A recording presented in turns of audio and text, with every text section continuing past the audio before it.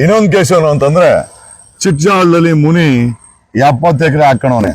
ಆ 70 ಎಕರೆ ಒಂದು ಡಿಸ್ಪ್ಯೂಟ್ ಆಗಿ ಈಗ ಬೇರೆ ಮಠದಲ್ಲಿ ಇರ್ಬೇಕಾದ್ರೆ ಇನ್ವೆಸ್ಟಿಗೇಷನ್ ನಡೀಬೇಕಾದ್ರೆ CIDನೂ ಪೊಲೀಸ್ ತನಿಖೆ ಮಾಡ್ಬೇಕಾದ್ರೆ ಫಾರೆನ್ಸಿಕ್ ರಿಪೋರ್ಟ್ನೇ ಎಗರಿಸ್ಬಿಟ್ಟವನೆ. ತುಂಬಾ ದೊಡ್ಡ ಅಪರಾಧವನ್ನ ಮುನಿ ಮಾಡಿದ್ದವನೇ.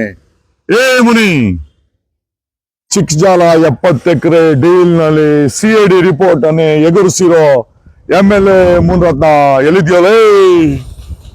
ಎಲ್ಲೋ ಇದೆಯಾ? ಇದೆಯಲೇ?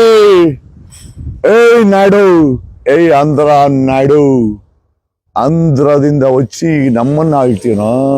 ಅಷ್ಟು ಪೊಗರೇನೋ ನಿನಗೆ? ಅಷ್ಟು ಚಿಗುರ್ತಾ ಇದೆಯೋ ನಿನಗೆ?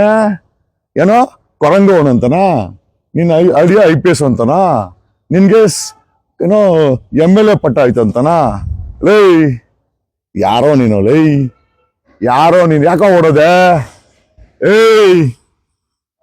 ಮುನಿ ಯಾಕ ಓಡೋದೆ? 2 FIR ಆಗಿದೆ, ಯಾಕ ಓಡೋಗಿದ್ಯಾ? ನೀನ್ ಎಲ್ಲೇ ಇರೋ ಮುನಿ, ನಮ್ಮಮ್ಮನ ನಿನ್ನ ನೆತಾಕ್ಸ್ಕೊಂಡ್ ಬಂದಿಲ್ಲ ಪೊಲೀಸರ ಕೈಲಿ. ಕೆಂಪೇಗೌಡರನ್ನ ಬ್ಲಡ್ ಎಲ್ಲ ಕಣಾಲಿ ಅರೆಸ್ಟ್ ಮಾಡ್ತೀವ ನಿನ್ನ. ಆಮೇಲೆ ಬರೀ ಒಕ್ಕಲಿಗರು ಒಂದೇ ಅಲ್ಲ, ನೀವು ಅವಮಾನ ಮಾಡಿರೋದು ಅಂಬೇಡ್ಕರ್ಗೆ. ಯಾಕೆ ಅಂತಂದ್ರೆ ಅವ್ರೇನೋ ಬದುಕಿದ್ರೆ ಈ ಮಾತನ್ನ ಅಂಬೇಡ್ಕರ್ ಕೇಳಿದ್ರೆ ಅವ್ರು ಎಷ್ಟು ನೊಂದ್ಕೊಂಡಿರೋರು. ನಿನ್ ಜನ್ಮಕ್ ಬೆಂಕಿ ಹಾಕ. ಆ ಸಮುದಾಯ ನನಗೆ ನಿಂಗೆ ಬಾಯಿಗೆ ಬಂತು.